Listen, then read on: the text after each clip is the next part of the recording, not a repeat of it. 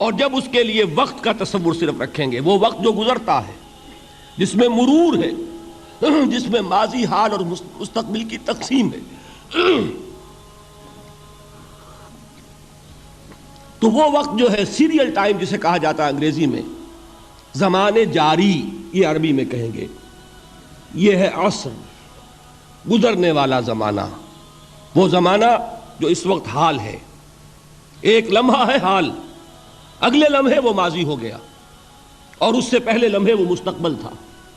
ہر لمحہ جو ہے وہ گزر رہا ہے کہ میں اپنی تسبیح روز و شب کا شمار کرتا ہوں دانہ دانہ۔ یہ زمانہ جو ہے گزرتا ہے ماضی، حال اور مستقبل میں، اس کو کہتے ہیں عصر۔ اسی لیے اب اس کا ترجمہ کیا ہوگا؟ تیزی سے گزرنے والا زمانہ گواہ ہے۔ یہ زمانہ گزر رہا ہے، یہ تمہیں اپنی غفلت میں ٹھہرا ہوا نظر آ رہا ہے۔ ہوشیار ہو جاؤ، یہ زمانہ تیزی سے گزر رہا ہے۔ دل کی ہر دھڑکن کے ساتھ تم اپنی قبر سے قریب تر ہوتے چلے جا رہے ہو۔ یہ چونکانے کا انداز ہے، یہ زمانہ جو تیزی سے گزر رہا ہے۔ یہ دیکھیے، ایک شعر بچپن میں ہم نے پڑھا تھا، اس وقت اس کی کیفیت آپ پر طاری ہوگی۔ غافل تجھے گھڑیال یہ دیتا ہے منادی، گردوں نے گھڑی عمر کی ایک اور گھٹا دی۔ Every minute which is passing, it is bringing you nearer to your grave۔ ہم نے اپنے میٹرک کے زمانے میں ایک انگریزی کی نظم پڑھی تھی، سام آف لائف۔ اس میں ایک سٹینزا میں آپ کو پڑھ کر سنا رہا ہوں۔ Art is long and time is fleeting, and our hearts though stout and brave, still like muffled drums are beating funeral marches to the grave۔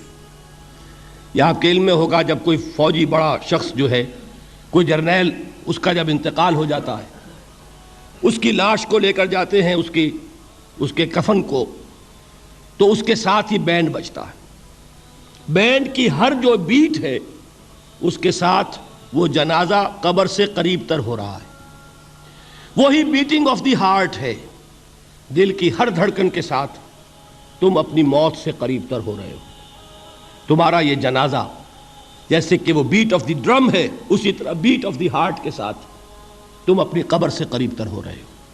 اور یہ زمانہ جو تمہاری اصل متاع ہے کیا ہمارے پاس؟ یہ تھوڑی سی مہلت، اسی میں کچھ بنانا ہے، اور یہ مہلت تیزی سے گزر رہی، جیسے برف پگھلتی ہے۔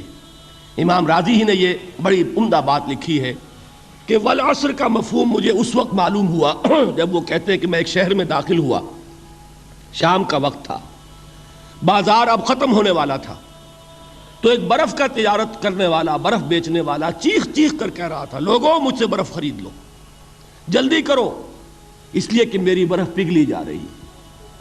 اس لیے کہ ایک دکاندار تو وہ ہے جس کا سامان رکھا ہوا ہے، وہ دکان بند کرے گا، اگلے دن کھولے گا، پھر وہ سامان موجود ہے۔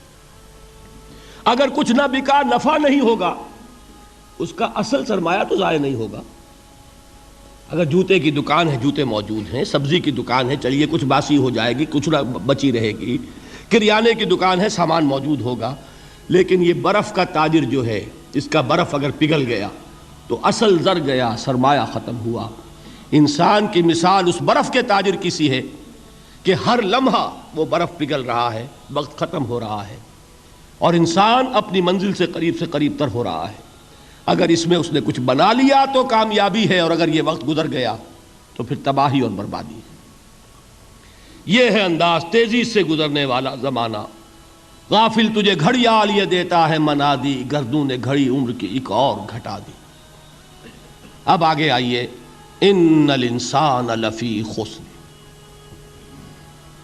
الانسان، یہ لام اس کو کہتے ہیں لام تعریف، اور اس میں بہت سے مفہوم پیدا ہوتے ہیں، اس وقت مجھے زیادہ تفصیل میں نہیں جانا۔ یہاں مراد ہے تمام انسان، یہ لام حصر ہے۔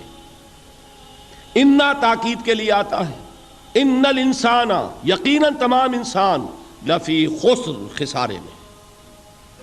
لام پھر تاکید کے لیے ہے۔ اب یہ میں جن لوگوں کو عربی گرامر سے کوئی تھوڑا سا شغف ہے ان کے لیے عرض کر رہا ہوں، ایک آیت بھی معجزہ ہے قرآن کا۔